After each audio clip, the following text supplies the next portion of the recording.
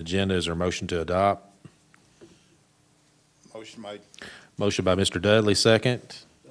Second by Mr. Beaver. Any discussion on the motion? All in favor say aye. Any opposed? Motion carries. All right, next item, approve the minutes. Is there a motion to approve? Motion by Mr. Beaver, is there a second? Second. Second by Mr. Dudley. Any discussion on the motion? All in favor say aye. Any opposed? Let the record reflect the vote was unanimous. I voted aye. All right, ready to move to new business. First item of business, we've got grants Q&A by Ms. Doddridge. So I'll turn it over to you.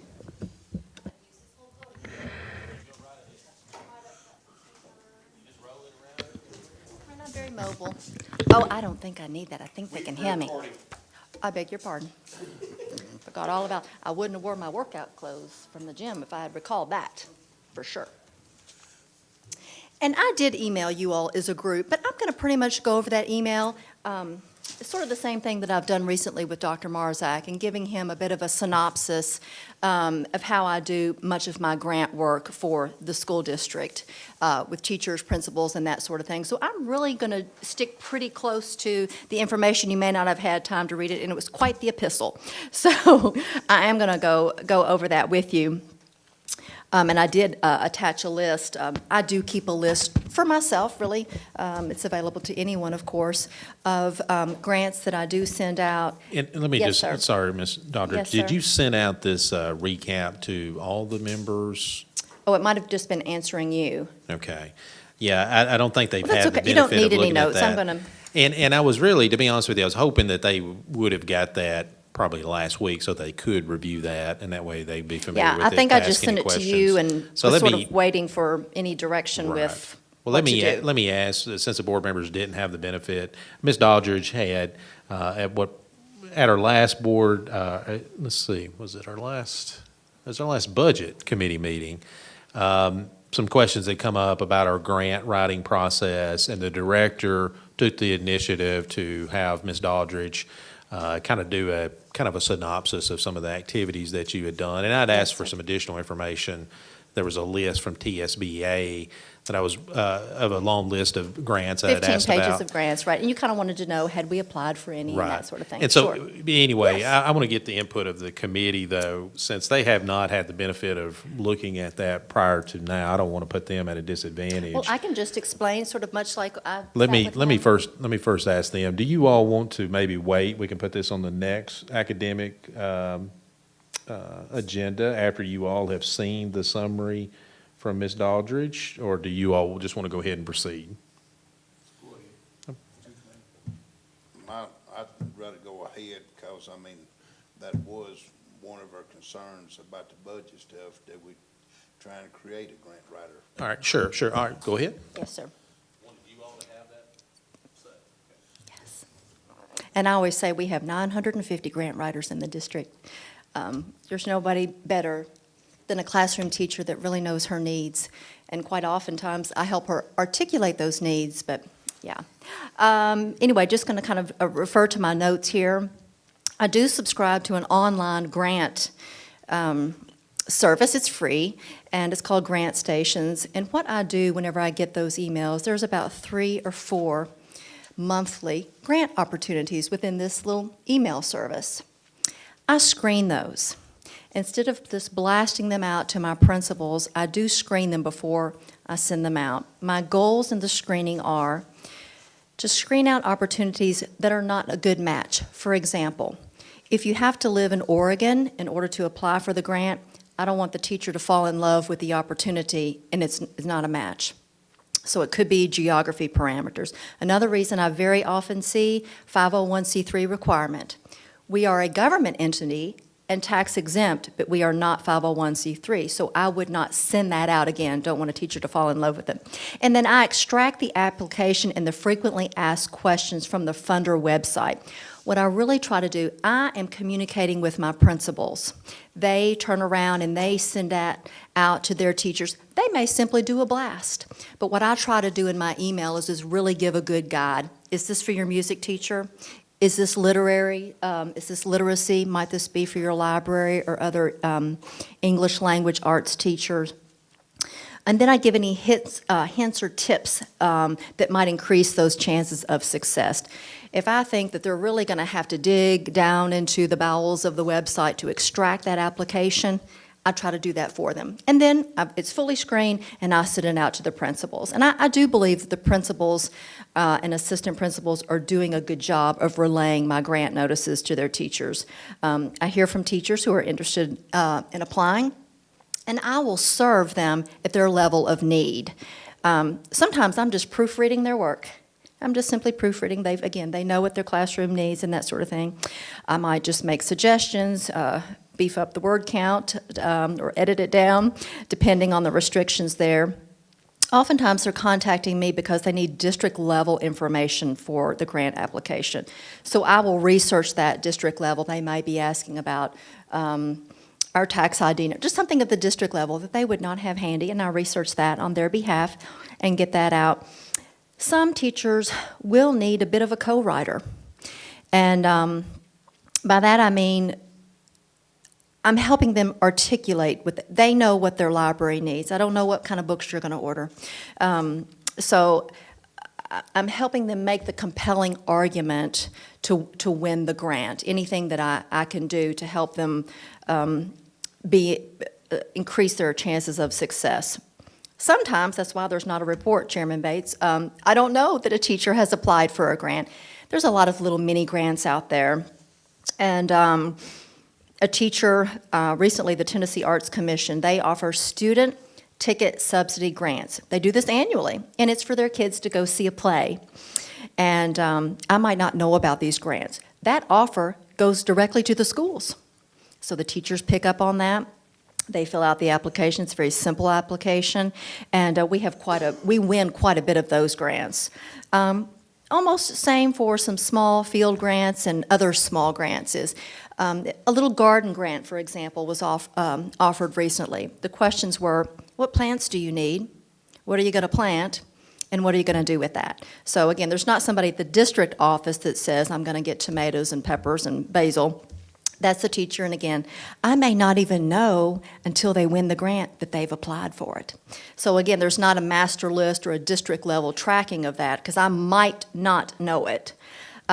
Large grants like the USDA that was in your TSBA board talk, the e-newsletter, a supervisor most oftentimes takes the lead. It's almost a consortium of schools that might be getting together because that's a higher dollar amount, $50,000 and sometimes up to $300,000. So it's the supervisor, like Dr. Jan Hanvey would take the lead on a middle school grant of that kind of level.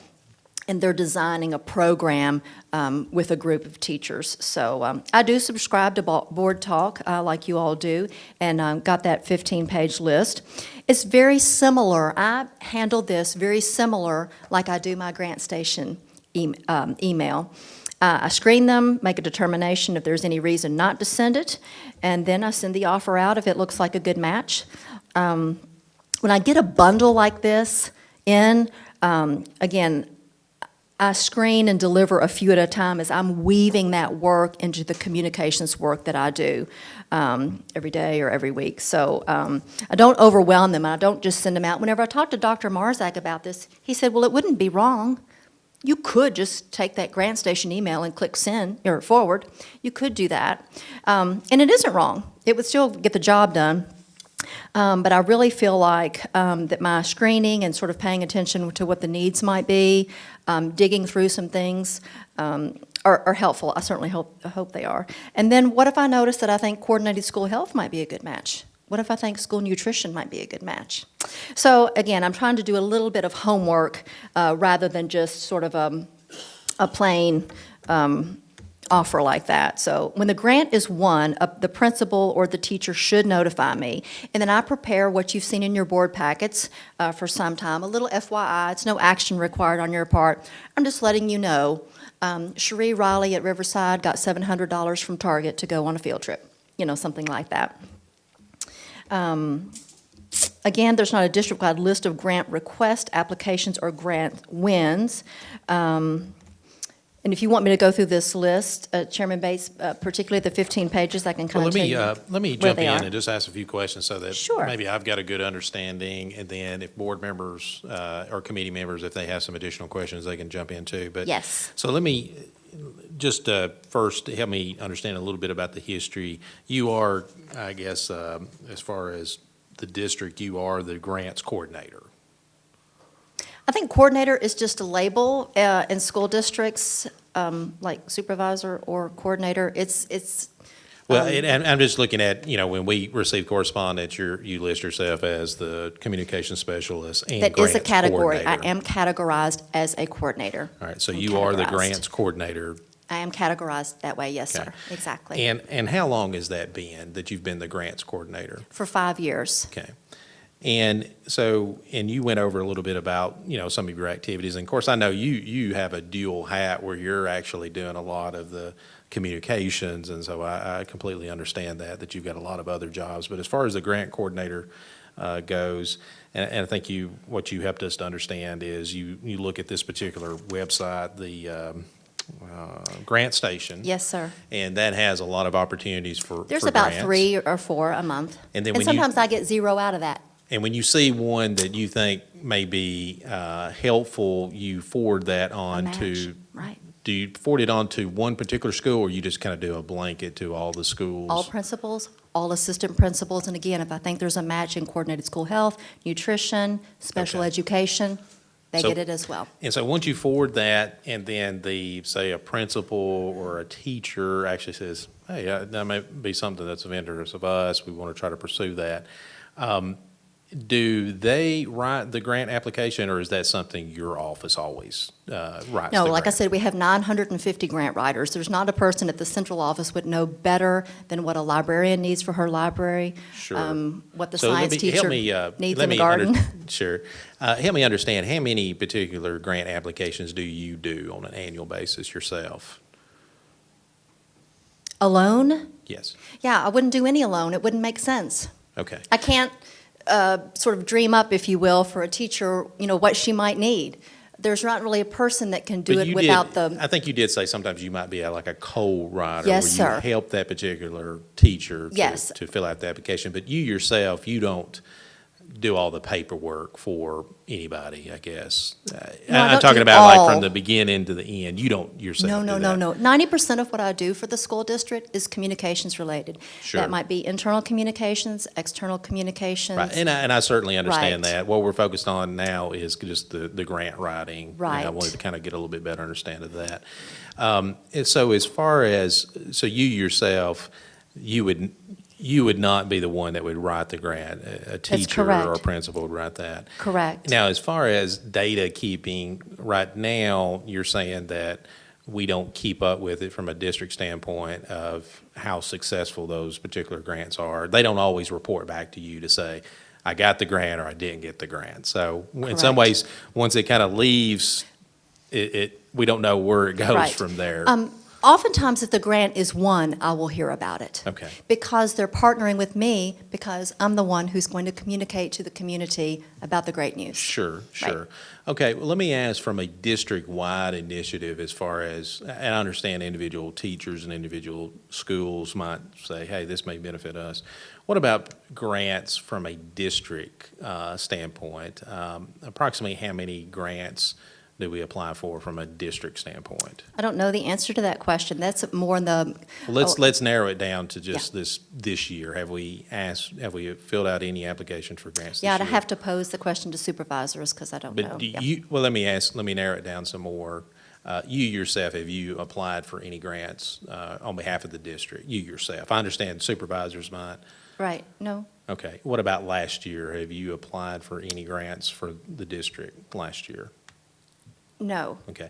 And let me ask specifically, because I had sent the list that I was interested in, the TSBA had the link where they had this long list. And of course, all the board members, they get these links. And I don't know if they looked at it, but it was about 20-some pages. or 15 pages, 15 yes, sir. Excuse me. Yes, sir. So, and I'd asked before today's meeting, I was interested just to go through that particular, what the TSBA had as far as a list of grants, just to find out which of the grants we've actually applied for in the past, if we have applied, how long it's been since we've applied, and which ones we've been unsuccessful with. And so that's what I want to turn to now. Yeah, okay. Let me ask you about one of the particular grants is RGK Foundation. Looks like it's an early intervention type program. Do you have that information in front of you so we can kind of look at that together? Yes, sir. Okay. Now, it looks like awards are between $15,000 and $100,000. Have we ever applied for that grant? I don't know, are you saying it's offered annually? I guess that's what you're telling me. Well, this is the information that I'd asked for you to look at before today's meeting, because I was kind of hoping to be able to get a report that we could Some are send. very recognizable. For example, Walmart and State Farm. I know that they've been offered before. Right, and we'll get to that in a moment. Right. Right now, So- let's focus on the RGK Okay, I sent that out on Foundation. February the 4th, and that's a STEM. So that is for all principals, all schools. And whenever I send out a communication piece like this, again, I've kind of not vetted it, but sort of screened it a little bit to help them hit their target of this is STEM, this is early literacy. Right, So right. they're not digging through. So, again, I might co-write for someone who really just doesn't feel like they have a confidence to make a good argument to win the grant. Right. But I'm not the grant writer for the teachers. And I understand that, but I'm just trying to figure out, have we as a district, have we ever applied? I'm not familiar with this one at all, no, For the sir. RGK Foundation. No, sir, I'm not familiar with it at all. And it looks like Lemison MIT program, they have a grant that awards $10,000. Do you know if we've ever, as a district, applied for that grant? I've sent it out, I don't know that we have applied. Now, when you say you sent it out, when did you send it out? It's not a brand-new grant, it's been offered before. I Okay. recognize it. And when did you send that out? The February the 4th, Of this year? yes. And when you say you sent it out, you mean you've, I guess, forward the email out to the principals to see if they were But I didn't forward interested? anything. It is an email coming from me where I'm trying to, again, do a little bit of work to let them know. So that's helpful to know that this may be one grant that one of the schools may pursue this year then. Sure, Do exactly. you know if any of the schools pursued that particular grant last year? I'm not, I don't know. Okay, I don't know. It must not have been one because I believe I would have known it. right. Yes, sir. Mhm. One of the other, and I think I was specific when I was asking for a report, I was asking about the USDA has a rural development grant that may provide some funding for distance learning. And it looks like districts are eligible. It doesn't say individual schools, it says school districts are eligible. Right, I have not sent that one out yet. Right, and the award is between $50,000 to $500,000. And it looks like that application has to be done by March 14th. Have we ever applied for that particular grant in the past? I don't know the answer to that, Okay. not to my knowledge, but So from a district standpoint, we've never applied for that grant, to your knowledge? To And my I understand. knowledge. But as far as this particular year, we haven't applied for that grant yet? correct. Okay. Correct. And again, if it had been one, let's say, the second year I was here, I think I would have, had a sort of a recognition or a recollection of it. Well, I'm not going to go through every single one of Okay. these. What I was hoping, when I had requested the information, was these were specific things that TSBA had said. These are some grant opportunities. Hey, by the way, and that's what they told the board members. We got the little I link. subscribe to Board Talk, so Right. yes. And so that's what I was asking for.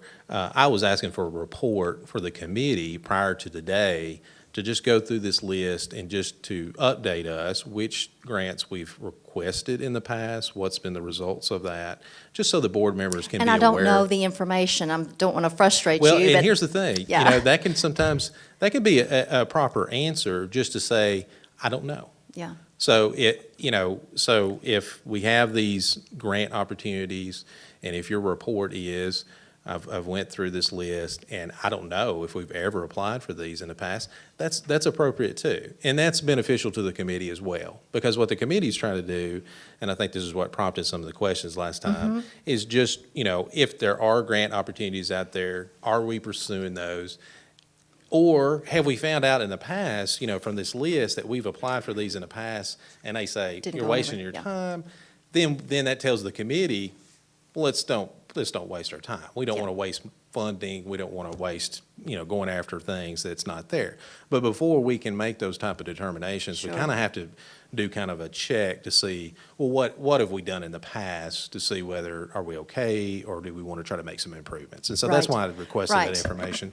So why don't, yeah, I'm certainly going to open the floor to any additional questions that the committee members have, but that was something specifically I'd asked for before today's meeting, and so I'm going to move this to the next academic committee agenda, and I'm going to ask that prior to that meeting, this entire list to be reviewed and that a report be provided to all the committee members so that they can then look at that, and then they can ask those questions. And I'm not doing that And tell me for- again, I'm going to make a note or two on what you'd like on the report, because of the 15 pages, I recognize just one that the district has gone for, and one, and that's the State Farm grant, their youth advisory board. So I want to make sure that I hit the Well, mark, hit the mark for sure Right. next month, and if I you would just go back repeat. to my initial request. I think I was, try to be specific just to, let's see. I guess I misunderstood your request to be more global, and that globally, district-wide, what have we gone for, and what was the result Yeah. of that? Not just All I these need to 15 know- pages, because I can It's- hit the it's- mark good with these, right. yeah. It's very straightforward. All I really need is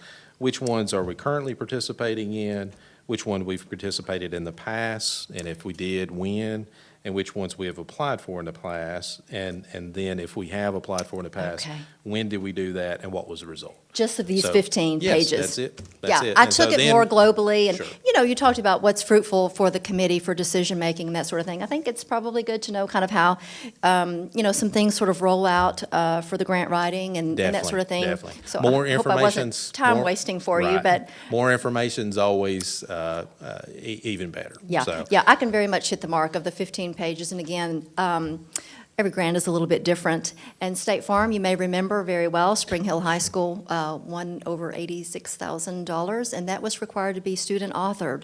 So they are all very, very different. Okay. And I recall helping with that, and that was Sounds a great good. win for the Sounds good. district, for sure. All right, so from a committee standpoint, I am going to request this to be added back, or I'm going to put it back on the agenda so that we can, all board members will have that report prior to the meeting. Before we leave that, does anybody have any additional questions of Ms. Aldridge? Okay, seeing none, I think we're ready to move to the next item I on the agenda. appreciate it. Okay, and I just want to note for the record, I didn't do a good job of taking attendance. We have, for the record reflect, we have Ms. Parker, Mr. Laster, I am present, Mr. Morrison, Mr. Beaver, Ms. Powers, and Mr. Dudley are all present. All right, next item on the agenda, we have the additional instructor for a reserve officer. So I will turn that over to whoever wants to make that presentation.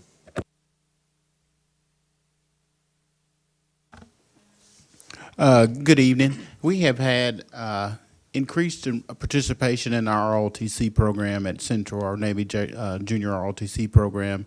And looking at the numbers, the staff there requested that, asked, could they get another instructor for the program? And the ROTC program, of course, in there doing that, they look at our numbers, look at what we have, and they then look at their funding. And they were able to approve another instructor for the ROTC program at Central. What we need to do is a person will be on board in May. So we want to get this person in here and then get them acclimated to CHS and the ROTC program there. So we're requesting to fund 2 months of that person's salary this year, and then we'll add them in the budget for next year. All right, so Mr. Gaines, this is a request to approve the funding, but now you all have, I guess, existing in current categories as far as from an accounting standpoint to be able to fund this, or do you need to move something to be able to fund this? We have funds left in the teacher salary line where we will use those funds to fund this position. Because when you look at it, the ROTC instructor is only $20,000 a year on our side, so we only need to fund 2 months of that salary. So it's roughly going to be about $2,000. And so help me too, I guess there's the Army, they fund a lot of this, right? I mean, as far as what our proportion of the funding would be? The Navy, well, it's the armed services. They perform. They will take a service member's salary, monthly salary, and they fund half of that, and we fund a teacher salary of the other half. So, typically, the folks that take on these jobs are getting ready to have retired, and what they do is they stay on board and they take. They earn 50% of their salary, and we pay the other half with a teacher's salary. All right, so, so do you all need approval, or is this something that the director can go ahead and do with the existing funding? Because this is to add a position, we will need your approval at that. So we're seeking to have this approval so that we can have it on the board agenda, the official on the board agenda next month. So we're looking for you to approve this go to the full board at the March meeting. All right. So we'll be ready to get that person in Sure. place. All right, so is there a motion to approve this additional third ROTC officer, and including funding for 2 months of the required salary, of what would be, of our portion of the required salary? Is that correct? Is that what you all need? Is there a motion to do that? Motion by Ms. Parker. Is there a second? Second by Mr. Dudley. Is there any discussion on the motion? Question. Sure. Or Ms. Parker. Go ahead. Ladies Mr. first.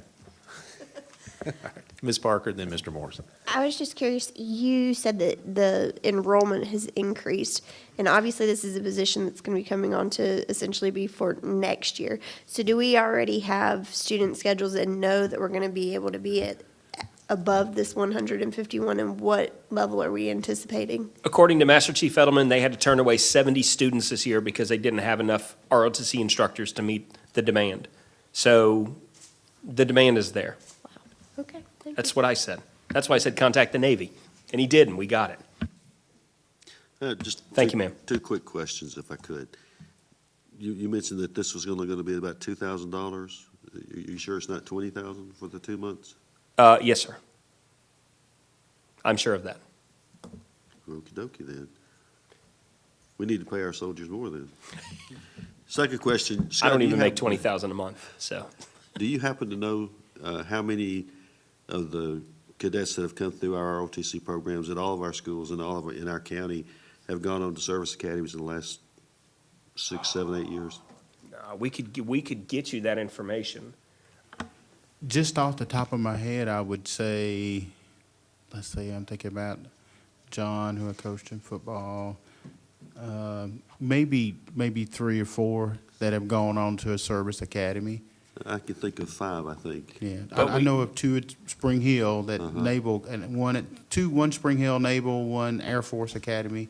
Maybe 2, you're right, that went to the Air Force Academy, and then one Central is at West Point now, or getting ready to graduate soon. But we do have students that continue ROTC at the college level. So we do have that as well. Well, I just think it's a great program, and we ought to do everything that we can to make sure that it is robust and ongoing. So Agreed. This is a great thing. Agreed.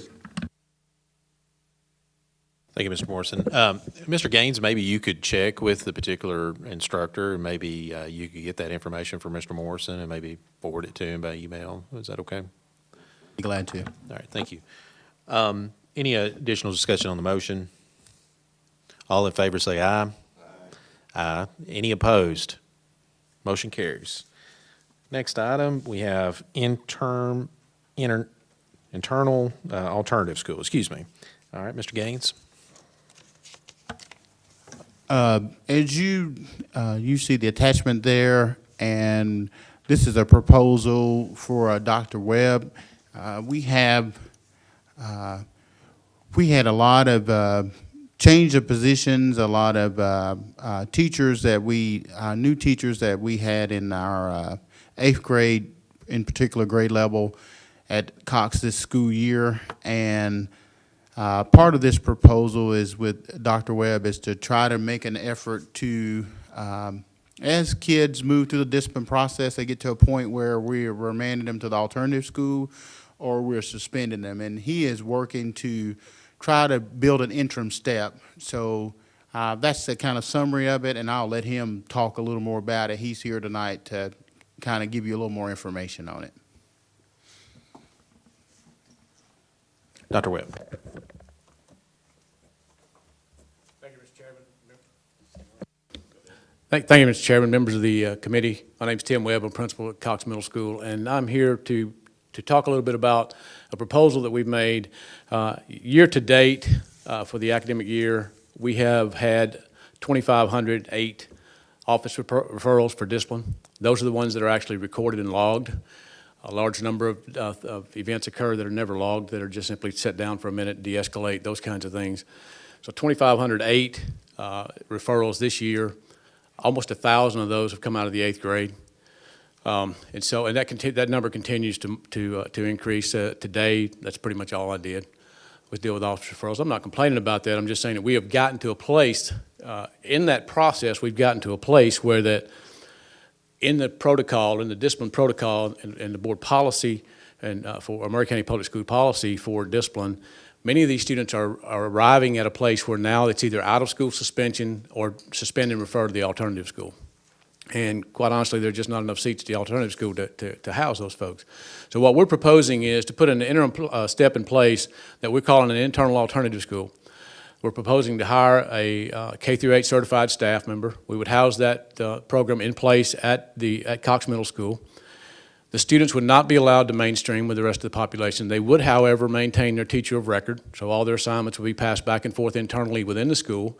They would not go to the bus room. They wouldn't go to breakfast with the other students. They would not go to lunch with the other students. They would have basically a loss of all privileges. They would be remanded there for a 5-day minimum at a certain point in the protocol. For example, if they're at their 3rd defiance of authority referral, their 4th disruption and interference referral, excessive tardies, those kinds of things that would get them to a place where the next step for them is out-of-school suspension and or remand to the alternative school, or remand to disciplinary hearing authority for the purpose of trying to get them remanded to the alternative school. These students would be there for a 5-day minimum. They would have 5 hours community service that they would be required to commit to perform inside the school during that 5-day period of time. As I said, their teachers of record would remain the same. They would not lose any inclusionary services such as special education, English language learner. Those kinds of things would all be provided by our staff internally. And they would also have to spend 30 minutes a day with a counselor talking about their behavioral issues and those kinds of things, trying to re-engineer that behavior protocol for them. And then the final piece of the puzzle would be that there would be a required parent face-to-face conference for transition out of that program back into the mainstream.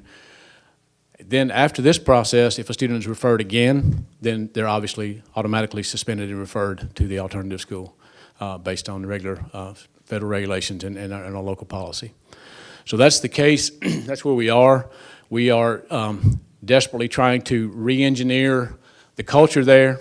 We have a lot of things going forward that we have planned, Leader and me, a lot of things that we're designed to, we are designing and planning to change the culture at Cox Middle School so that academics can take precedence over behavioral issues, as has often happened in the last little bit. That being said, I will stop talking at this point and entertain any questions that you may have, Mr. Chairman, members of the committee. Let me ask you, so help us understand, I guess, what has currently happened if a child gets in-school suspension and what would be different under this program? Yes, sir. In-school suspension, basically we have 16 seats within the facility right now to house for in-school suspension. There are certain, every disciplinary infraction identified in the policy, as you know, starts off with parent contact, extended learning, detention, and then progresses through the process. As a general rule, the maximum amount of time that a child spends in ISS or in-school suspension is 3 days. Now that can be, with principal discretion, that can be repeated over and over again. In many cases it is, some portion of that. But at some point we get to a place where the 3rd or 4th infraction of a defiance of authority, which most of our referrals are defiance of authority and or disruptive and interference, disruption and interference. Occasionally we'll have low-level issues such as dress code, but that's rare. Those kinds of things. The majority of our issues there are just rowdy behavior, disruptive and interfering with the learning process, or being defiant, getting up, walking out of class when they're told not to, those kinds of things. So That's where we are in that process. So they've kind of, the students that would go into this program, this would be a bridge, if you will. So right now, let me jump in just to make sure I understand. So right now, we have in-school suspension, which is 16 seats, if a child ends up in that level. And then currently, the next level is to go to alternative school. And is this kind of a bridge between those two? Yeah, so the next level would, in most cases, would be out-of-school suspension after in-school, and then suspend and refer to alternative school as a last-ditch effort. I see. What type of, how would the environment differ between the in-school suspension environment versus this internal alternative setting? In the in-school suspension environment, those students come to school in a normal fashion. They go to the bus room, they go to breakfast, they go to in-school from that, they go get their stuff and go to in-school from the bus room, if you will, or they're escorted to the in-school suspension. They stay there, they are escorted to the cafeteria while everybody else is having lunch, so the folks are there, so they pass in the halls, those kinds of things. They get back on the bus in the afternoons, they get their stuff. So it's a intermediate level, sort of I hate to use this, but sort of a minimum security, if you will, type mentality. I hate to say that, but there's still some luxuries. yes, so they still have some privileges, some luxuries. You know, in this case, they would have none. They would be, that 5-day period is intended for them to learn to change their behavior, or this is your next step. You know, this particular individual that you would hire to do this internal alternative setting, would they have any special training as opposed to just a normal teacher training, or would they have special training in behavior modifications, things like that? The individual that we would like to hire, if everything works out the way we'd like in a perfect world, would be a young lady who is substitute teaching for us now. She's a product of Murray County Schools. She went to MTSU. She moved to Florida. She's taught in an emotionally disturbed behavior setting for 4 years with students who have behavior disorders and emotional disturbance and those kinds of things. So she has some experience dealing with students who are sometimes difficult to manage in the mainstream. And so she has a lot of experience with that. She's also substitute taught at our school quite frequently over the past little bit. She's just completed an interim here in the system at Randolph-Howell. Okay. Well, let me open the floor to committee members. Mr. Lassiter. I'm certainly not opposed to this, but I just have a couple of questions on logistics. Yes, sir. So you said every day that the student should have 30 minutes of counseling? Yes, sir. And is that going to be a group? Is that going to be a group setting, or maybe I should start by asking, what kind of numbers do you think that you're going to have? And I know it's going to fluctuate like it does here, but what would be, say, the max number of students that you might have in this setting? We would never, Mr. Lassiter, we would never want that number to exceed 25. 20, no more than 20 if possible, but we would not want it to exceed 25 at any given time. We will have transition in and out, of course. Right. So would the counseling be, I mean, there's not enough time to hit every student 30 minutes a day individually, so that would be somewhat of more of a smaller group. Yes, sir, very well could be, depending on the event that caused them to be remanded or assigned to that particular setting. It could be small group, but we have 2 counselors on staff now at the school, and so we would I would leave that to their expertise. But as a general rule, it would start off, at least the intake would be that 30 minutes, and then the counselors could design the program for those individual students, whether it be a small group based on rude and disrespectful behavior, or whatever the case may be that caused them to be where they are. And I saw, well, I read, and then you spoke too, on the fact that you want to keep the students on track academically. Yes, sir. And I guess that my question is going to be then, how do they go about that if they have one teacher and say there's 15 students, if they're at different levels, or we're just going to do the best we can to go through and math, for example, you might have kids that are on a 6th grade level, and you might have kids that are there because they're on a 9th or 10th grade level, and they're just having issues, right, sitting still and going through the day or whatever. So that would be my question. How Yes, How do you handle that where there's multiple students and you also have to watch over because they're already there because they're in trouble, so. Yes, sir. The point there would be, and that's part of the process of having them there on site, so they would be in close proximity to their teachers. As I said, the majority of these students will be coming out of the 7th and 8th grade, primarily the 8th grade, because you can see of 2,500 disciplinary referrals to this point, 1,000 of them, give or take a few, are coming out of the 8th grade. So the majority of them are going to be in the 8th grade.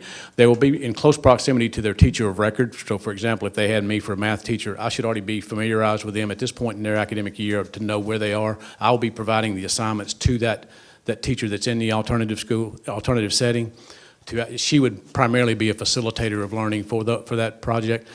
The students would still be in the direct influence of the classroom teacher who has had them up to this point. So they would have the knowledge and the knowledge of what the level of differentiation is required for that student based on each subject. But the bottom line is, it's a 5-day assignment. So it's not a long period of time for them to slip, and I'm the teacher of record, so I'm going to still go, because it's in my best interest for them, when they're coming back to me at the end of 5 days, it's in my best interest to make sure they're still on track or not slipping too far during that 5-day period of time. So it'll be a collaborative effort between the teacher that's assigned as the facilitator and the teacher of record for that particular student. Thank you. Mr. Dudley. Thank you, Mr. Chairman. Dr. Webb, you said you currently have your program, 3-day program is capped at 16 students. Is that correct? Yes, sir, that's correct.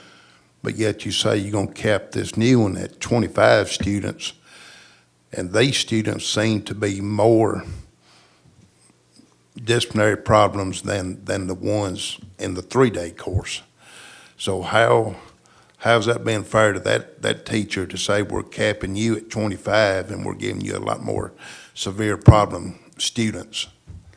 Well, sir, she would, obviously, there's no way to know exactly how that works. The 16 students, the 16 seats assigned to ISS or the in-school suspension, first of all, that's managed by a teacher assistant at this point in time with a military background and that sort of thing. But those students are, as a general rule, nobody's assigned in there more than a day or two at a time.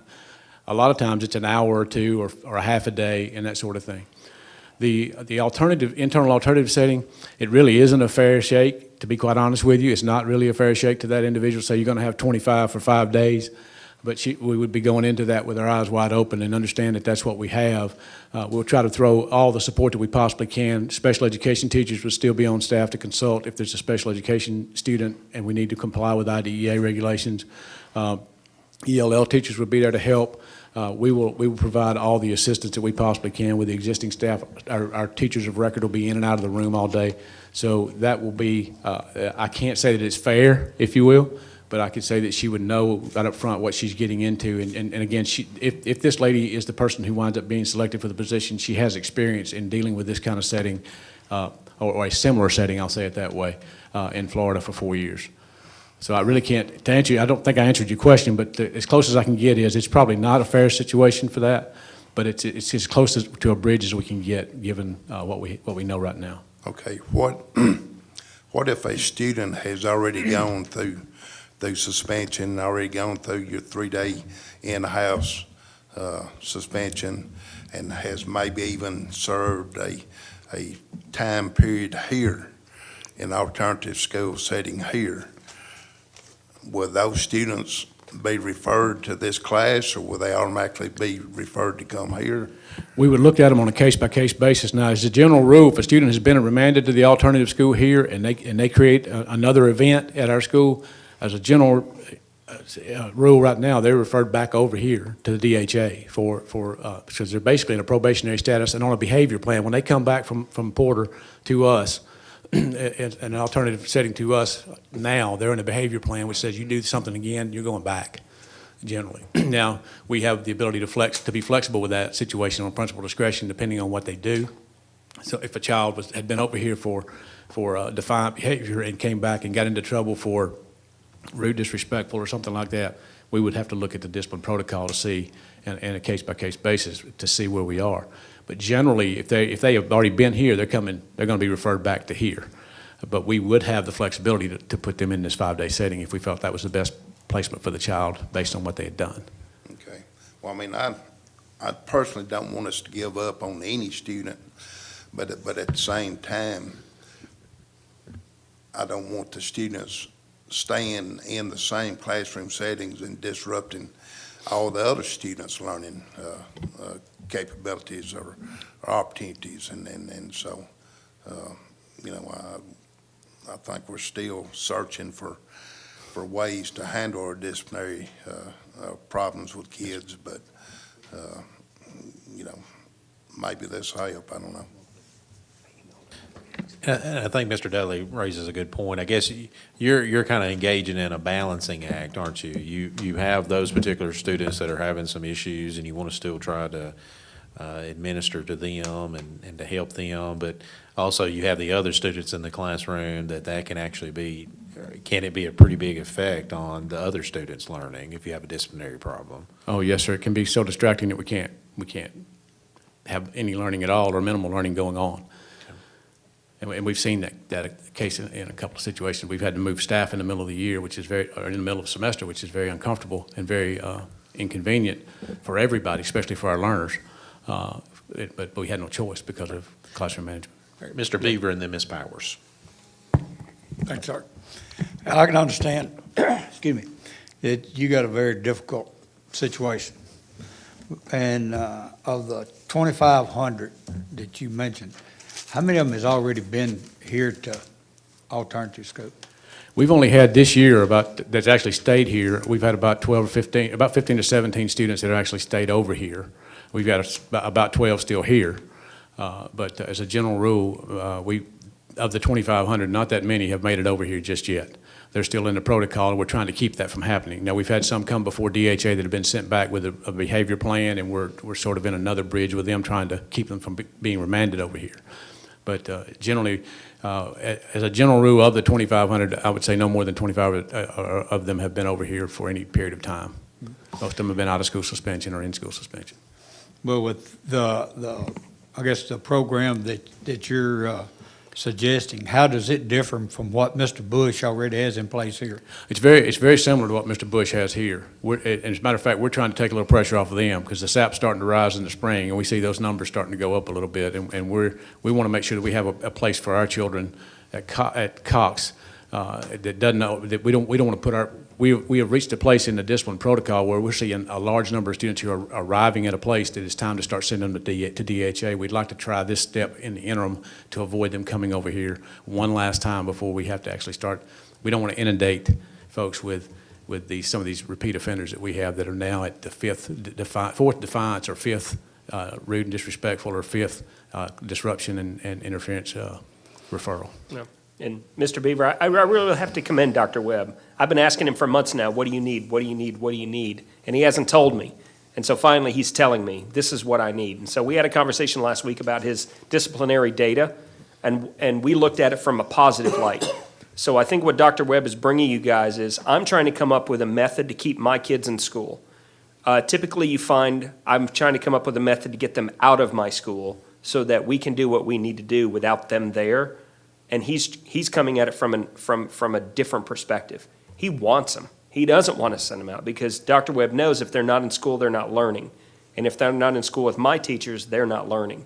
And so that's one of the things that I commend him about. But to kind of answer Mr. Dudley's perspective, and I think all of your perspectives, to kind of give you a preview of what's coming up for the March board meeting, I'm going to be letting you know about what I learned at ERDI last month when I was in Arizona.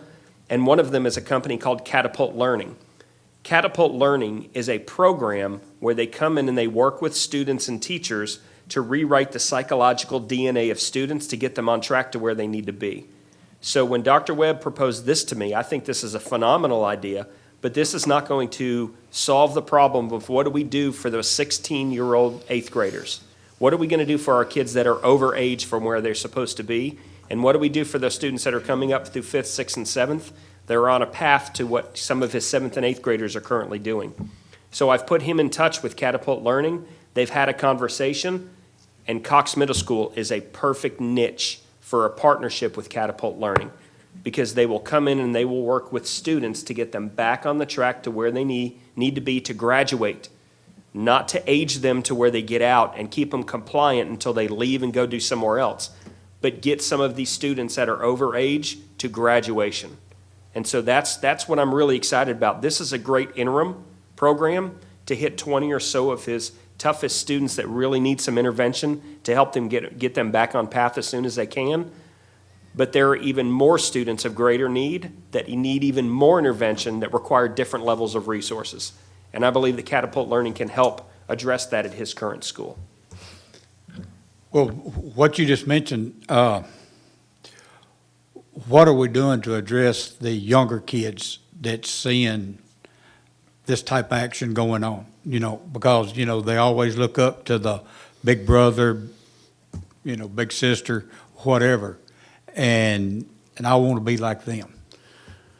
Yes, so that's a huge problem for us. As you see here, based on the numbers, our large numbers are coming out of the 8th grade, and that's a conversation we have almost, at least weekly, if not almost daily, over there, that if we don't get this 8th grade situation resolved and some of these older kids' situation resolved, that we're just perpetuating the problem, because that's exactly what's happening. So what we're trying to do is to hold those 5th and 6th graders' feet to the fire for discipline and classroom behavior and school-wide behavior. And at the same time, let them see that there are consequences for their behavior, that they're not going to walk the halls and do those kinds of things if they're going to act silly and disrupt learning for everybody else. So we're trying to send that message by this program, as well as the program Dr. Marzak mentioned. We're trying desperately to send them a message that you're going to behave if you're going to go to school here. One other question. How does this affect what the SRO officer handles on a day-to-day basis, just in a normal environment? The SRO officer at Cox Middle School is very busy in that not necessarily arresting and that sort of thing, but having a presence in the hallway. We've had an interim SRO situation for a while. Our SRO has been out sick, so we've had an interim, but she's done a fabulous job. She's a very experienced, seasoned officer and has done a wonderful job for us. Our SROs at Cox Middle School are more about building relationships, and in Murray County Public Schools, are more about building relationships with children than they are about handcuffing and taking to juvenile detention. So there's more of a relationship. Our SRO, and it won't change with this situation. They'll be in proximity just to that classroom just like they are, and will be readily available if we need them. But I believe if we design this curriculum and we do the job that we're proposing to do here, that the SRO's job won't change. Okay, all right. Thanks, sir. Ms. Powers. You mentioned the phrase of re-engineering the culture at your school. Yes, ma'am. I'd love to hear you speak to that. Yes, ma'am.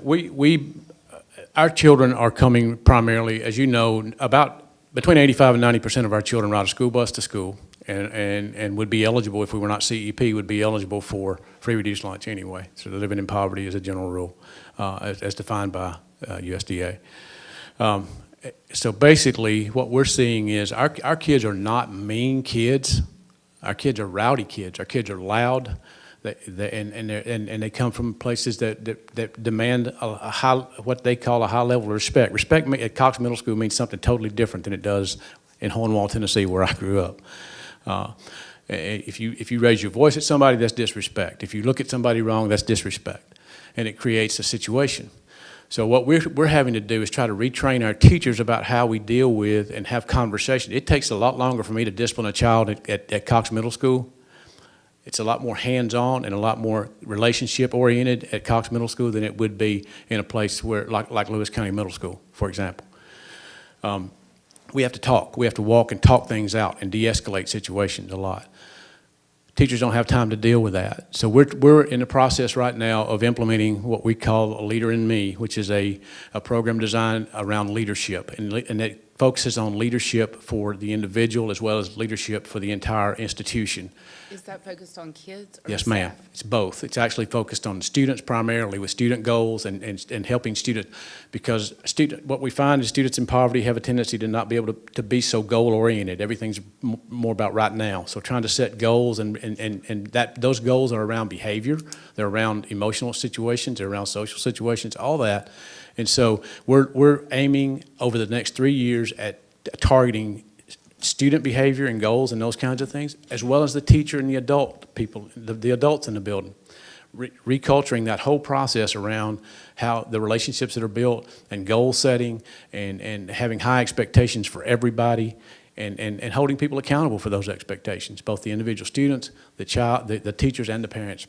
It's a long process. It's a difficult process because it requires us to do things, and we'll be centering our efforts primarily on the 7 habits, if you will, the Covey principles of leadership. But it's aimed at causing people to change the way they see things and having high expectations of themselves and others. Phenomenal program at work in a lot of schools across the country, and we see that as our synergy and our mantra, if you will, going forward to try to be our cultural piece. That sounds good, but do you feel like your current staff treats each other with respect? The current staff, in pockets, not across the board, no ma'am. What's being done to address that? We are in the process now of trying to build, to work with data teams. We have some issues around that, and we're looking at what we have staffing-wise going forward, and what we recommend to the director. Who all is involved in data teams? Every teacher in the building is involved in data teams. They're led primarily by our Title I facilitator and assistant principal. I go with the 8th grade. Each administrator is assigned to a particular grade level, if you will, but I'm responsible for all of it, obviously. But the Title I facilitator runs the meetings. We are looking at that process and how that works. We've not done a lot of work around vertical data integration and dealing with the disciplines. It's been a horizontal look across, and it's been a very complicated and a cumbersome process, and has been irritating, if you will. I guess I can't think of a better word right off the cuff. It's been a very difficult process, and the storming and norming of that whole process. And so we're working through that and trying to look at, do we need to meet every week? Do we need, what are the relationships in those, the dynamics in those meetings between people? And so that whole process is under review right now as we go forward. Well, I appreciate that. I feel like we're spending a lot of time making a plan for discipline, and it sounds like that is necessary when you've got 2,500 kids and 1,000 of those are 8th graders. But I feel like we're talking about allocating financial resources to this intermediate step of an alternative school. But I also have a question about, you're saying these kids aren't going to lose their special services. Yes, ma'am. So then you've got a teacher who's providing that service that's now going to deal with one, that's interrupting her routine and such, which I agree. I don't want to lose any of these kids. But, I have a little bit of insight from a lot of conversations involving staff at your school, and I've interacted myself, and I would not have called it a respectful conversation. Yes, ma'am. And, when I asked you some questions, it all went back to the Title I facilitator, and that's who my interaction was with, and it was very disrespectful. And I think all these discipline problems stem from a lack of respect. But I feel like my conversation was extraordinarily disrespectful, and there's some other situations within your school involving that individual that are not respectful, and yet we're going to great lengths over discipline issues that largely deal with respect. So I am not particularly thrilled with this. I want to capture every child, and I think there's value in this plan, but I think that we're deflecting from where the focus needs to be. Yes, ma'am. If I may, and I recall the conversation in the situation that you're referencing there, and I apologize for that again on behalf of the school and me. But at the same time, I also wanted to make sure that this is a temporary step aimed at trying to save the kids that we have right now, hoping that if we can build a relationship with Catapult and some of the other things going forward, that we don't have to have that this is to get us through this year and then reevaluate the situation to see if it's necessary going forward, as we have time to deal with personnel issues and other things that Dr. Marzak and I have talked about in budget meetings and other, where that we know that we have some issues, that we can deal with those. Okay, and I may be out of line, but I will say this boldly. People in positions of authority should speak respectfully to other people in positions of authority at a school, in other positions of authority. Otherwise, I think the kids see that and react to that. And I think that is a huge phenomenon right now. Yes, ma'am. Thank you. Mr. Dudley, do you have another question? Yes, sir. Thank you, Mr. Chairman. Dr. Webb, what about transportation? Does students being in this program, you mentioned staying after school longer for counseling services and doing community service and this and that. Are these kids still gonna be responsible, for their transportation? I think that I sent here, they're not, don't, have any transportation, Yes. provided. Yes, Mr. Dudley, that's the one difference, main difference between here and at Cox Middle School with this proposal. We would still have to provide, we would still provide transportation, so they would still be in the same academic day. But once they arrive at school, they're separated from everybody else, and they're in this 5-day program at school. But as far as transportation assets, they would continue whatever situation they're in right now, unless they've done something to get them put off the school bus, obviously. But as a general rule, right now, they would remain in the transportation system as they are. Okay. I don't really want comparisons with the unit schools, because I think that's a whole different animal in a way, but with Whitthorne and Spring Hill Middle, does your disciplinary problems, are they very similar and about the same number, based on student numbers, or what's your communication there with your fellow? Mr. Dudley, I really don't know. I can get that information and get back to you as quickly as it's a matter of making a phone call or two tomorrow and get that information and send it to you. I don't have it. I have no idea at this point in time. I apologize for that. I can't give you hard Marzak. numbers, but I can tell you anecdotally, not even close. So we feel like Cox has got a lot more disciplinary problems than Yes, sir. the other two. And in fact, conversation with 2 of the feeder schools that feed into, Catapult is interested in partnering with them to make sure that they head it off before they even get to Cox Middle School. We've had conversations with one, and we're about to have conversation with another, as in, does this look like a solution that can meet your needs? The one principal we did discuss, hands down, said, I'll take the help tomorrow, because we're getting almost to a point where we don't even know what to do with some of these students, because their behaviors are becoming so aggressive and so exacerbated. So I imagine the conversation with the other will go pretty much the same. Okay, and I don't think athletics is a save-all, but Cox is a school that was built with very few athletic facilitation there, and oftentimes I don't think those students are equal with our other 2 middle schools as far as what we're able to offer. Do we feel like that is cause for some of these disciplinary problems? No, sir, Mr. Dudley, we offer almost every athletic, now we have to do it in a slightly different fashion, but we offer almost every athletic program. For example, right now we have bowling, which is brand new, a track team, which is brand new, that Dr. Marzak was instrumental in bringing to us. We have boys soccer, girls softball, boys baseball, all that's going on right now. In the fall, we have football, volleyball, girls and boys basketball, girls soccer, cross country. So all of our children have the same opportunities. We may have to struggle a little bit more to find a way to put a uniform on them and that sort of thing, but our children have the same opportunities. Now, we don't have facilities like a football field and those kinds of things. We go to Eva Gilbert to play our football games and all, but we do have soccer, and we have a nice softball field, a nice baseball field. Those need lights. And we would like to have a football field at some point so that we can play at home games. We have 2 gyms, a primary gym and an auxiliary gym that we use for PE. So we have, our athletic programs they're not state-of-the-art, but they're as close as we can get, and offering opportunities for our children. And we have a lot of children involved in those programs. We've now started to offer drama and authors club or journalism, some of those kinds of things, co-curricular activities. I'll put our middle school band, even though it's smaller in numbers, I'd put them up against anybody musically, compared, any middle school band around. Musically. So we feel like that we're providing the opportunities, adding more all the time, opportunities for our kids. So I don't think that's a huge issue in and of itself. Okay, well, I just, like I say, just wanted to throw that out. Yes, sir. Thank you. Because we have heard that athletics helps the discipline Oh, absolutely. of Yes, kids. sir. So, all right, thank you, Dr. Webb. Thank you, Mr. Dudley. Mr. Lassiter.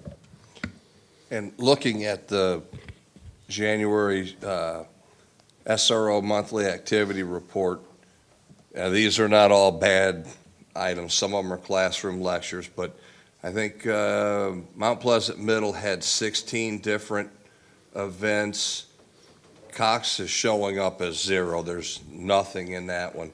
It's actually 8. It says at the bottom, because I was looking at the same thing. It says covered by Romer and Ari. The total calls for service? Yeah. I don't know if I'm looking at the same, but I don't know what Cox's were, but the others, Scroll up a little bit more. okay. Here, let me show you online then. CMS covered by Romer and R equals Okay. Romer, which is this last, Okay, because I had the same question. all right. So, yeah, okay, so then in that case, that Cox is showing that they had eight incidents. So actually, they're showing on here much less than everybody else. But Yes, sir. the others were 16, 18, and in the 20s. But what I was going to say is, it's been 4 years or so ago that I had a high school principal that's now retired that said one of the things that they could really use, in their opinion, to help their school and others was a program similar to this where they could grab children that were having discipline issues. Said a lot of times the kids were acting out in front of their friends and whatnot, and said if they could get them isolated for a short period of time, then hopefully they could change that behavior and keep them from coming over here. Keep them, obviously high school, they were close to dropout age. So, the idea was to capture them and help them get back on track. Well, these kids, if they're 8th grade, correct me if I'm wrong, but don't we start permanent record in 8th grade? Isn't it 8th through 12th? Well, things that are going to show up in your permanent record. I was thinking we started in 8th for some of these things. Anyway, they're getting close to hitting stuff that's going to follow them for quite a while. And if we can get them back on track easily, that would be hopefully a great plan. And I definitely understand that, I'm not thrilled about having to spend extra money on this either, but in the long run, if we can have a program that's successful, it would be worth the money spent. Thank you. Ms. Parker? I guess my first question is not necessarily for you, Dr. Webb, but more so from a general system-wide. Is this going to open up Pandora's box for other schools as far as these are 8th graders? They're going to be going on to Spring Hill or going on to Central. Are we going to need to implement one of these type of programs potentially next year? I mean, if we don't get this under control at both of those schools? Well, it's something we'll have to watch and see what happens. Sometimes I talk to students and they realize their 9th and 10th grade year that they need to wake up and turn their lives around because they're 2 years away from graduation and they're missing credits and they have no idea what they're going to do with their life. And it's the choice that they make to click and turn, but that's something we'll have to watch and we'll have to make a determination when it hits that point. This didn't happen overnight at Cox. This has been brewing for a long time. It's been building for a long time. And as years have gone on, the students have gone on to high school, but we don't have high school principals saying that right now this is an issue, but that could change. So we will watch it and we'll be responsive if we need to. Okay. The other question I have is more general too, as far as these SRO monthly reports that we're getting. It's a little confusing to me to hear we've got 2,500 issues essentially, but then only 8 things are showing up with SRO. And I guess I understood that you said that it's more relationship building right now for you. But at the same time, I'm kind of wondering, should it be relationship building with those particular kids and more interaction? And I don't know that that's necessarily for you to answer, but I guess across the board, how we're utilizing our SROs and making sure that, we're not getting to this point. And then also parent interaction. How is that being addressed before we get to the point where they're in? It sounds great that it's going to occur in this alternative setting, and I know that they're here for the disciplinary hearings and things like that if it gets to that point. But what are your teachers doing before it gets to this point? Ms. Parker, we actually are required to do parent contacts when we actually do suspensions and/or almost every step in the discipline protocol requires a parent contact. And so our teachers are logging those, and they're required to, if they're trying to assign a detention, for example, is to contact the parent. What we're finding is that we actually tried to implement something called overnight suspension, which actually said you're suspended until your parents can come in the next day to meet with the teacher who's having a problem with you or whatever. That's difficult in and of itself, just to get folks to come in. They'll send the kids back the next day, and they're there, you know, or they'll try to call, do a telephone conference, that kind of thing. So it's been a difficult challenge for us to get that involvement, if you will, in some cases. In other cases, we have parents who are they're there, they're really involved and really want to be. But we have historically not had it. We didn't have a PTO in July. We have one now, and we have a lot of folks who are willing to bring pies and cakes, but they won't come to a meeting. So we'll have 4 or 5 folks that are really actively involved in PTO. Booster Club, we didn't have. We have one now, but it's about the same number of people. So the parental involvement that's a piece that we're trying to force, I guess, if you will, in one respect, by saying you got to have a parent conference to transition out of here. You know, if you get to that place, and I know that's not a good thing, but it's Sounds like it's needed. It's needed. Yes, ma'am, it's needed. And our SROs, the 8 events that you see in that report, as a general rule, our SROs, when we get to a point where we're really having to really use them, we have used, their role has been to basically take the students to juvenile. Okay. That sort of thing. So we haven't had, and that's the thing about it. That's why I say most of our problems are rowdiness and loudness and disruptive type activity. We haven't had we've had very few fights. They've been very low level type stuff. I mean, that kind of stuff. We haven't had issues where we've just had massive violence and the drug dogs come through randomly just on a regular basis. Victor and I are very good friends. That's the dog. We're very good friends. And we've had nothing found as far as that goes. And I'm not saying we don't have a problem. I'm just saying that the dog's not picking it up at that point in time. Yep. So our issues are just rowdiness and its disruptive behavior to the point that the teachers can't teach, and so they're sending the kids to the office on a repetitive basis. So we're trying to get to a place where that doesn't escalate to a criminal event that requires an SRO. Okay. Can this catapult company that you guys have been talking to, can they work on the parental involvement component? Because to me, we can sit 20 kids in a room all day long and work with them one-on-one and tell them not to be rowdy, but if they go home and that's all they hear is yelling and screaming and their parents don't care enough to come in and sign them out for an overnight suspension, it's hard for me to want to take resources away from somebody who does want to put that effort forward, if you understand what I'm saying. And again, I feel like Carrie does. I don't want to, I mean, our mission says every child. It doesn't say just those whose parents are involved, but at the same time, there is an accountability component that I really hope that we can hone in. And it sounds like you're working on that from the student standpoint, and I commend you on that. And it sounds like you're trying to get the involvement of the parents. I don't know what we as a board or we as a community need to do to get your parents on board to make this work. If I may, to that end, and I know we're not, but we're looking at some things for the next school year when we have events, having them here for the folks who live in proximity to this area, so it's more centrally located for them. If we have an event that's close to, you know, we have a bus stop at Countryside where 60 kids get on the bus at one stop. So, or it's now 50 something, but it was 60. So having events in churches or other facilities that we can have them out in the public in closer proximity to take away that I don't have the gas money or whatever the issue is at that moment in time, to take away those excuses. We had an open house, the first event of the year, and the gym and the hallways were packed. And now, you know, then it's kind of you know, the ripple effect occurs, and so. And it kind of fades out. But at this point, we've seen that it can happen. I guess is my point to that. And trying to find something to take away another excuse is I don't have gas money, I don't have time. If we have it here, tutoring activities or parent nights or whatever, have them in places where the public is.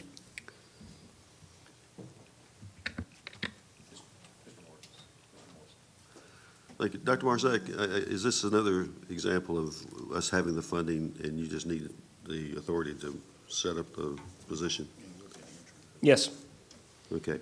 Well, and I'd like to say, Dr. Webb, I'm very encouraged by what you're doing with this, and I think that we've had a number of, I'll use the term loosely, years of hand-wringing over situations like this, and you're finally doing something about it, and I'm really glad.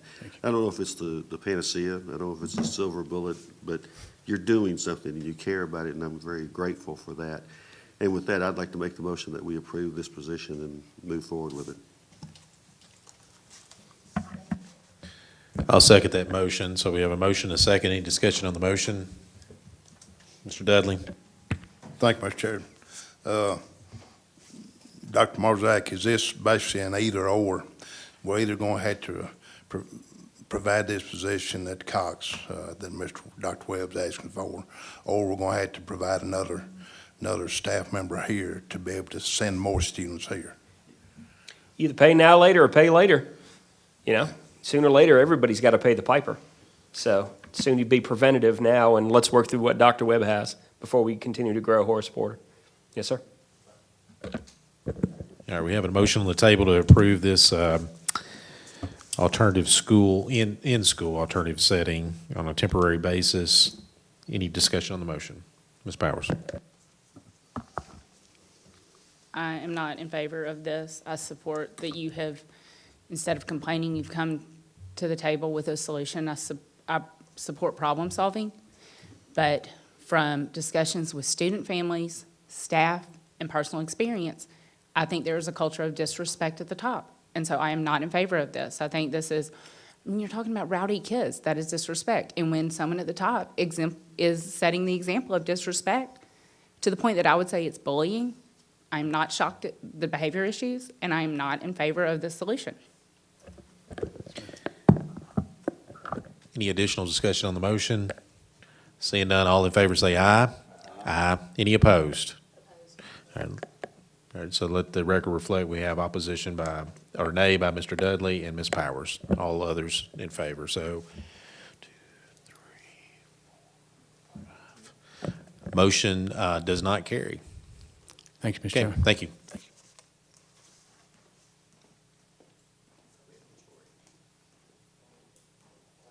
Mr. Chairman, can I ask why the motion doesn't Well, carry? you're right. I need to go back and I'm doing my school math. myself. Yes, the motion does carry. The motion Thank does you. carry 5-2. Excuse me. Thank Excuse you. me. This is committee, so it does carry to the full board.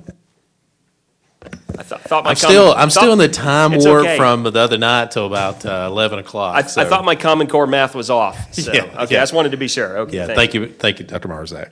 All right, so we're now ready to move to the next item of discussion. Dr. Marzak, looks like you're going to present to us regarding the keys. Yes, we have performance levels.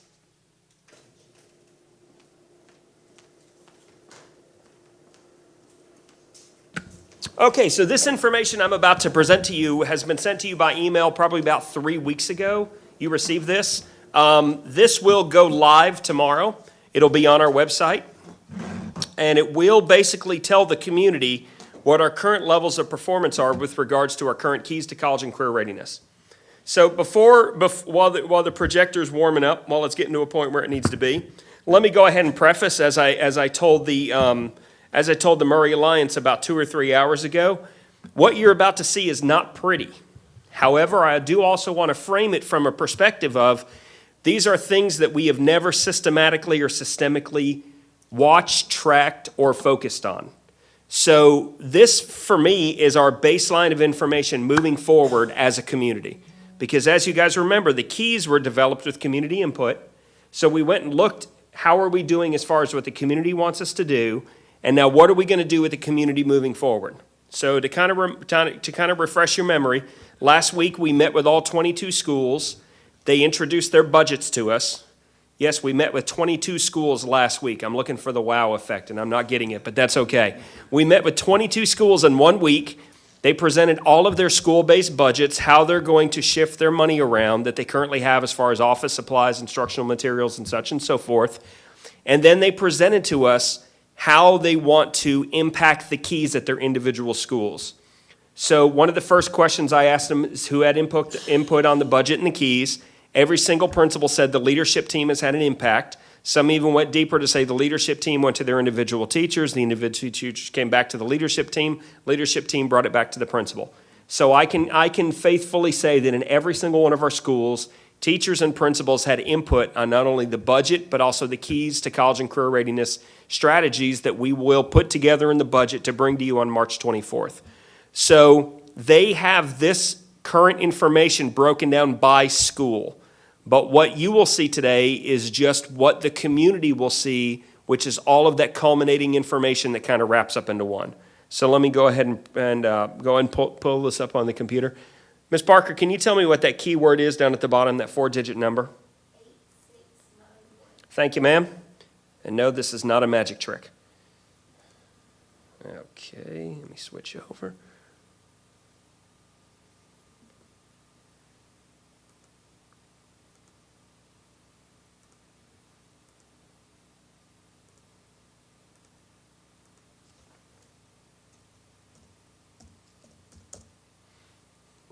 Okay. So starting at the top, you'll see key number 1.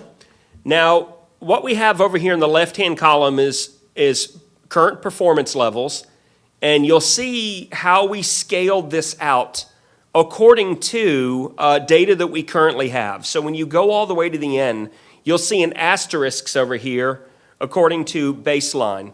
What that asterisk means is there are other measures that we are currently developing to build up into this key, because right now we don't have much.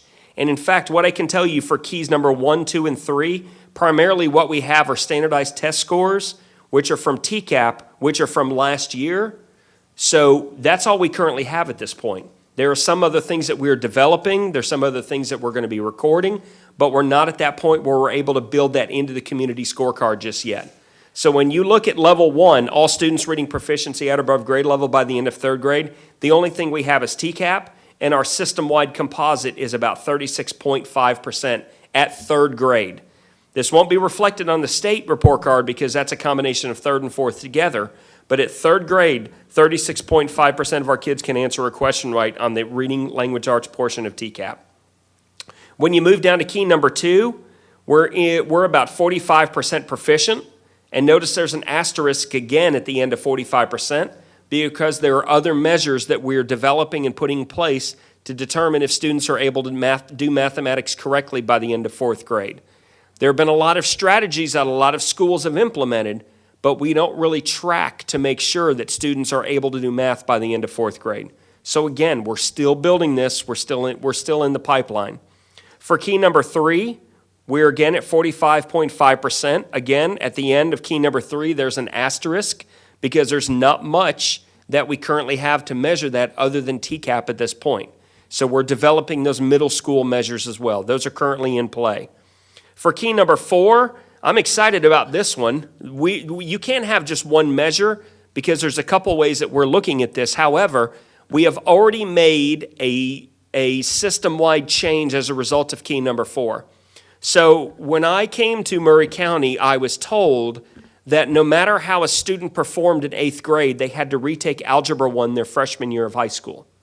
So if you took Algebra 1 in 8th grade, you had to take Algebra 1 again your 9th grade year for 2 solid years. And so when I looked at this data, and it said that 15% of our kids are taking Algebra 1 by the end of 8th grade. Of those 15%, 97.4 get a C or better, and then 98.3% of them score proficient on the Algebra 1 end of course exams. I asked, why are kids retaking Algebra 1 their 9th grade year? Because that's preventing them from getting to geometry their freshman year, Algebra 2 their sophomore year, and in trigonometry their junior year, which, as we know, ACT says if you're not doing trig before you take the ACT, you're not going to get those upper echelon scores. So that's one of the things we've already changed. So starting next year, if you take Algebra 1 this year, you automatically go into geometry your freshman year next year. So that's one change we've already made. Key number 5, our ACT college readiness benchmarks is about 13%. I'll let you know that the state average is about 15%. So we're only 2 percentile points below the state average. And if you look at 15%, that puts the state in the concern level as well. And we felt that, yeah, that is concerning if only 15% of the kids across the state are meeting the ACT CRBMs. And so one of the things that I'm excited to let you know, you guys know about Senate Bill 1984, Ms. Parker's been informing you. I found out this morning that on Wednesday, I'm going to be testifying before the Senate Education Committee to lobby to have Senate Bill 1984 moved on to the House for a vote. So I will let you guys know what happens after Wednesday at 2:30, but I will be testifying before the Senate as to the measure of this bill and how it could impact not only Tennessee districts, but also Murray County as well, as we have a key aligned to the ACT. Moving down to key number 6, notice there's an asterisk at the end. We don't have a lot of measures to judge this other than the current Tennessee model, which is a 9-week course on financial literacy. As we've gotten dug in and kind of learned a little bit more about that course, it's very kind of basic. It doesn't go into detail. So what we're doing is we're developing a financial literacy module that is very rigorous. We're going to be bringing in community groups that are financial advisors, banks, such and so forth. We're going to get their feedback on what they think of this module, what we need to do to change it or ramp it up or make it more aggressive. Then once we have it the way we like it, we're going to deploy it to schools, and then they are going to align to this beyond state expectation for Murray County financial literacy, and we'll track that as well. And the last one for key number 7, we're about 29.1%. So about 70.9% of our kids currently, as we sit now, do not have a pathway after graduation to key number 7. So as you know, we're putting a lot of things in place. We're starting to align ourselves to these 5 things that the community wanted us to do. This was part of the CHS ROTC instructor tonight that you voted on to go to the board meeting. This was the impetus for our partnership with Columbia State Community College.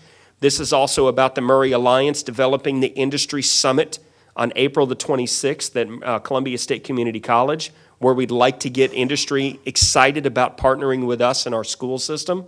So there are things that we are lining up now that this is a key that we are systemically and strategically attacking to make sure that more kids have more opportunities. So one of the things that I kind of told the Murray Alliance tonight is don't judge us by how we're doing now. Judge us next year, the year after, and the year after that. Because this is our baseline data with things that we've never strategically and systematically addressed before, as I told you in my interview just 6 short months ago. So this is where we are currently at this point, and this is what we're going to start working on. So I'm free to entertain questions if anybody has them. Thank you, Dr. Marzak. And I guess kind of go back to what the ultimate goal of all of these keys are. It builds up to once our kids cross that graduation stage, they're going to get out and they're going to get either a good paying job or they're going to go and be successful in college. I mean, that's what all of these things are focused upon, that ultimate goal. Is that? Yes, sir. Everything culminates to key number 7. If we're not getting kids out of elementary school on grade level with math, they're not getting into Algebra 1 by the end of 8th grade. They're not qualifying for a lot of these things that we have in key number 7. If they're not reading by the end of 4th grade, they're not doing well academically in middle school. They're not aligning themselves to be ready to do AP or dual enrollment or even military prep by graduation. So all of these keys, basically all of the elementary and middle school keys build up eventually to key number 7. And I think that's what you did a good job earlier, talking about how all these things, if we focus on all these things, it's all interconnected. In other words, if you scroll up to key number 1 and 2, if we can have our children that are going to be successful at 3rd grade reading and 4th grade math, that has an impact, just those items, on how well they do in high school. And actually, I guess there's some data that even affects how they do on their ACT, the things that are happening in 3rd and 4th grade. Yes, sir. Yes. Yeah, a lot of those ACT college readiness benchmarks roll back to 3rd grade. Just like the Algebra 1 by the end of 8th grade, that rolls back to 3rd grade as well. And so we've really got to do a strategic focus at the elementary school level on mathematics to get them where they need to be. As we develop, and as we develop those resources for key number 1, I'm really interested to see with some of the things that we're bringing in, how that counter affects the standardized test scores. So I don't want people to look at key number 1 and go, oh, kids in Murray County can't read. No, kids in Murray County can read. But according to this measure, they can't answer enough questions right on a standardized assessment. To me, that's not reading. That's whether or not I can do A, B, C, or D and get the 25% question right. So we're building those scores in, we're building those measures in, and I'm really excited to see how those play out over time. Okay, well, let me open the floor, see if there's any questions. Mr. Dudley. Thank you, Mr. Chairman. Dr. Marzak, Murray County School System requires our students before graduation to have more credits for graduation than most other school systems do. Yes, sir. In doing that, how does that affect our students in being able to meet your goals with the KEYS program? And is it fair? We're not comparing apples to apples. You know, we're, like I say, our students are required to have more credits, but yet we're gauged against other school systems that are using the state standard. So can you explain? Yes, sir. Well, actually, we're going to be bringing a recommendation to you to drop our graduation credits back down to 22 with the rest of the state of Tennessee. Feedback I'm getting from high school principals is we have disengaged students that are just waiting to graduate, that are just doing the bare minimum to get along so that they can get out and they can go off to college or they can go off to work to do what they need to do. My perspective is if you're ready and you want to go, good luck and sayonara. We'll see you. But the idea with key number 7 is I want to build things in that make you want to stay as opposed to shackling you and you have no choice but to stay. For me, that's when you make them stay and they don't want to stay, when they want, you take away that glimmer of hope, because now they're like, well, I'd love to go off, but now I got to sit here. So I'll be honest with you, I've already signed 3 or 4 early graduation requirements because they're ready. They're ready. They've got the acceptance of college. They've got the money in hand. You need to leave, and you need to go on to the next phase of your life versus me making you sit in that desk for another 6 months when you don't really need to be here anymore. So I intend to drop that back down to 22 credits to graduate. You're welcome, sir. All right, any additional questions? Mr. Morrison. I don't have a question, but Yes, sir. I do want to say that I don't think anyone should judge us on this tonight, but I am just compelled to congratulate you in finally having the courage to put these things down in pencil and paper and numbers and be data-driven like we have striven to do for all these years. Yes, sir. And, you know, of course, the drawback is this is history now. We judge you by what you've put here. And the Remember, progress this that is you've on my made. evaluation. You're right, but I can't tell you how pleased I am in the short amount of time you've been here that you've been able to put this together, and you are right on track with this, and I applaud you for that. Thank you, sir. I'll continue to quote Carol Commodore that says, what we know now doesn't make yesterday wrong, it makes tomorrow better. Yeah, these are not pretty, but the data don't lie, and it's not about what the data say, it's about what you do with the data. And so we're not going to lament over this, we're not going to sulk over this. I'm not even going to get up and defend 36.5% of students answering enough questions right on a standardized test. Do I believe that's acceptable? No. It wouldn't be acceptable in my own house. I don't think it's acceptable for any of our kids in Murray County. But regardless of the fact, we're going to work on it, and we're going to do better.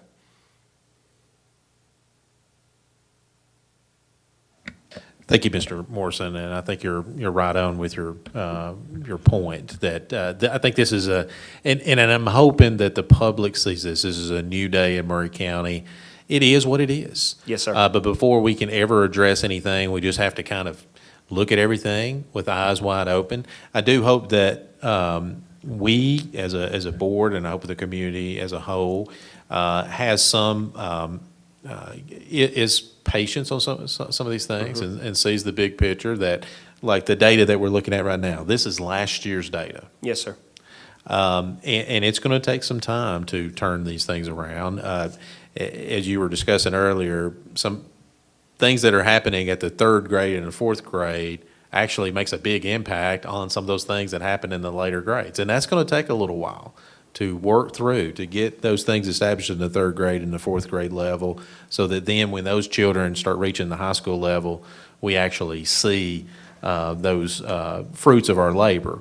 But the great thing and the exciting thing is we have something to focus on, we have something to work on, and we're putting a plan together to start addressing those things. Exactly, and one of the things that Mr. Bates and I pointed out tonight when we were talking to the Murray Alliance is when you look at this key number 5, your ACT college readiness benchmarks, these are 11th grade students. So if we roll this back to 3rd grade, that's 8 years ago. So 8 years ago, this past November, that's when these students were in 3rd grade mathematics. So when should we start to see the fruits of our labors? It may be years. You may get rid of me by the time we see some of this ACT college. I see Ms. Parker's eyebrows raised on that one. That's a good response. I like that. That's a good, like, oh. It may be a while before you see Key 5 really start to jump, because it's not going to happen with 10th graders or 9th graders or maybe even 8th graders. It may not happen with them. It may be 4 years before we rise up to concern or midpoint. But the key thing that I want you guys to know is we're working on it. And how we get it across is going to be relied on this guy over here taking pictures to my left. Because I'm going to need his help to get this across. Because what I'm attempting to do in displaying this is really help model for some of our teachers in the community that this data is not about you. We have some teachers at our school that are hesitant about sharing or talking about their data because they think it's a reflection of themselves as a teacher. And one of the things I've always told teachers is stop getting upset. It's not about you. Unless you're taking these tests for kids, which you are, and I don't want to hear about it because that's a federal offense. This is not about how good or how bad you are as a teacher. This is about what your students can and cannot do. So go ahead, drop the ego at the door, and let's come in and have a practical conversation about what we're going to do to help more kids be successful. And so that's what I need Mike's help with. To me, to help the community realize and to tell the teachers, this is not about you. This is about our kids. And now what are you going to do to help more of them be more successful? So I believe it's all about how we talk about it, not sell it, but how we talk about it from here. Okay. Ms. Parker? Okay, good deal. Ms. Martin? I was going to say, along with our chairman now and previous chairman, I'm excited, as dull as that sounded. I'm excited. I'm excited. Only because I had a conversation today with a teacher, and we were talking about fresh out of high school students in our classes. And one of her comments was, "Miss Martin, I just don't think they're ready." She literally said that, and we're at a tech school. She said, "I just don't think they're ready to be here." Mm-hmm. And it's crazy that she made that statement, and we're here talking about college and career readiness, and it sounds generic, but as to what Mr. Morrison said, you know, we didn't have a target or anything specific before, and you have said those words that has resounded when you were in that position as chairman, data-driven. We heard that come out of your mouth 1,000 times, and so to now know that you all are teamed up together in the central office, we're teamed up, the community's on board, and we have a target. And so if that target means starting with, you know, what was last year and then having something to shoot for and everybody being on board, you know, with people to just say, you know, everybody's invested here, everybody's invested. Even when we were having the conversation at Carrie's the other night, Drew was talking about people coming to the Boys and Girls Club to tutor. Just casual conversation like that means everybody in the community is on board, knowing that, you know, if my neighbor's not doing well, I'm concerned about the community in the future. So I think, you know, it's just refreshing to see that, you know, we do have a target and we've got people on board that's making sure that the students are able to reach the targets, just things that are attainable. We actually have things that are attainable and stuff to shoot from. And so if that's the bar is definitely going to be raised. We've got something to shoot from. Yes, ma'am. So, Mr. Lesser? And it's easy to look at this and say, well, like you said, it's going to be maybe 4 years before we see our numbers really improve. But any improvement you see are individual people. Yeah. you know, every number that we see at all that goes up is somebody's life being changed. You mentioned math, for example. Yes, sir. Within the last 4 or 5 years, I know high school kids have had to double up on math so they can have AP calculus their senior year. Yeah. And when that was brought up, it was like, well, you know, that's the way it's got to be. So I'm tickled to death to see this. I'm also glad that we have some financial people coming in to help look at this, because one of the terms that I learned from one of the teachers when it came to students have to take mandatory financial planning was that D equals diploma, or D is for diploma, because some of the kids felt it was so boring that they knew if they got a D in the class, they passed. They were still going to graduate. Yeah. Now, some of them had great GPAs before that class, and unfortunately that D doesn't help their GPA any, but you know, it's things like that we need help with, that we can, by trying to improve these numbers, we can look back and say, if we want to improve the numbers, what do we need to do? Yeah. And if we make it where they start earlier, it's more fun for them, it's more real life things like that. You know, like I know that Miss Martin's mom is very instrumental in some math for life type situations that are great for kids and all that. So I'm excited not just to see our numbers shoot up, but to see the actual involvement of the students and see them then when we get to start seeing their pictures and their names in the paper for, you know, being out in society and doing things that are important and that are good, and that they can actually be very functional in society. They may not be out running for president, but you know, we're going to see a lot of good results from this. Yes, sir. Any additional discussion or questions? And so I think we as a committee, we all look forward to the future quarterly academic committee meetings when we start looking at these numbers and start seeing some positive progress in the right direction. So I think it's only going to go up from here. And one of the things that I can share you with, referring to key number 2, so we're starting to anchor with McDowell Elementary School. They're going to run an anchor program for us. And I don't call it a pilot program, because pilot means it's going to stop. What I mean by anchor program is they're testing something out that's going to become systematic across every elementary school. They're going to be working a program for us called Dreambox. You know, that came before you at a previous board meeting and you voted on adopting it. So they're going to start running it. They have their training on March 7th, and then they'll be able to start working it March the 8th. And so I'll be able to bring measures of math growth to, if not the April meeting, the May meeting. So we'll be able to have that information moving forward. And consequently, in talking with all of the elementary schools during the budget meetings, they brought other ideas as far as math programs. When I told them we'd be doing Dreambox as a district and providing it, they scratched those math programs off and they were like, nope, we're good. Let's just do that. That sounds like a good idea. So the principals are really excited about integrating that program into their schools. And Dreambox Learning K through 8 program, it's all game-based learning where you get in and start answering questions right. That's where it locks you in, and that's where it grows you from there. So we could have 5th graders working on an 8th grade level, 6th graders working on a 2nd grade level. It doesn't ever tell you where you are. It just grows you from where you currently are.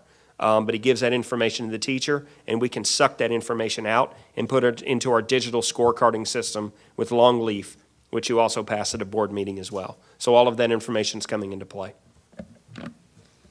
And that's been one of the really interesting and exciting things to hear from the director, is how each individual school now, putting together their budget, has been looking at these keys of what the community has told us that we want you all to focus on and start making improvements on. And so those schools are doing that thought process of how do we start accomplishing these keys and how do we allocate our resources on that. And that's what we're going to start doing as a board going forward, I think, with when the director submits a budget to us. So everything is going to be, or not everything, but most things are going to be under these umbrellas of what what are we doing from a resource standpoint to accomplish key number 1 or key number 3 and so forth. I believe that's, if I'm explaining that correctly. Yes, sir, you're correct. Even central office departments are lining all their budgets according to the keys as well. We met with transportation today, and we were talking about how tires impact performance, impact on-time arrival, impact getting kids in the classrooms.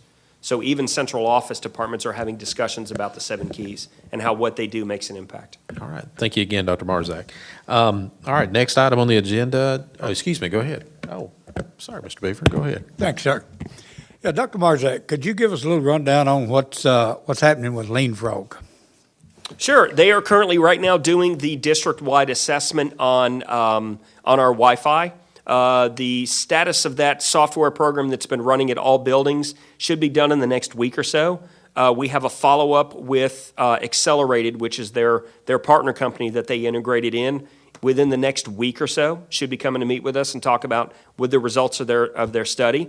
They've also they're in the process of doing the LoRa with the curriculum side of the house. They finished up HR and finance, and they're also working closely with Stan Breeden on the maintenance side of the house. So they're giving us some good data as far as things that we can stop doing and kind of save a little bit of capital. So it's been good so far. All right, thanks, sir. All right, so next item, we're ready to move on to talk about our next meeting that's coming up in May, and I just wanted to open the floor. Of course, we'll come up with some things to add to the agenda, but I just wanted to get the input of the committee members if they have anything in mind that they would like to discuss in May from an academic standpoint. Mr. Lasner. Actually, I put this down to discuss at the next academic committee meeting, but don't think that's going to work out time-wise. A couple of things that I'm really curious about, especially for, one is the first item is a general question and for budget. But as far as, the email with the school-based instructional coaches and the fact that some schools aren't having a high demand. They all have filled their positions. Okay. And the other one is, as far as for budgeting and things, I know that the schools went over, some of their likes for meeting the keys, but how soon are you going to be presenting, for example, Key 7, where, that's going to be a challenge for us as far as it could be, as far as more AP and all that kind of thing. Are we going to have that information before, in the next couple of months to work on for budgeting? You'll have that information for the March 24th board meeting. Or the next budget committee meeting, certainly. So we'll start having budget committee meetings, I guess, starting next month. But now the director has informed me, I guess, as far as gathering all this information, when he will be prepared, it'll probably be towards the end of March when he's ready to start presenting a budget. March 22nd has been my internal cutoff. We'll have everything ready by March 22nd. Anything sooner than that's going to be difficult, because once we have all this information, then we have to compile it and make our decisions before we bring it before the board. So anything after March 22nd is doable. So we're ready to get started here pretty soon, Mr. Leisner. Anything else? Is there a motion to adjourn? Motion by Mr. Morrison, second by Mr. Dudley. All in favor say aye. Aye. Any opposed? Motion carries. We are adjourned.